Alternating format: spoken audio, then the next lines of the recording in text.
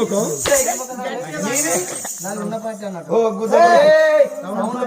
sound పాచా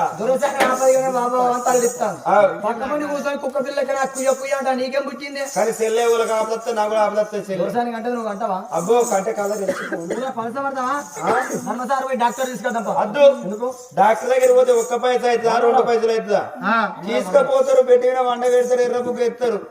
పచ్చపరద కూర్తారు ఎర్ర book వెళ్ళినట్టే operation అయినట్టే operation కట్టుకునే బంద్ అయినట్టే ఏం చేద్దాం మరి గమనిస్తాను వాడు అలా పోదాంపా తప్పదంటవా తప్పదు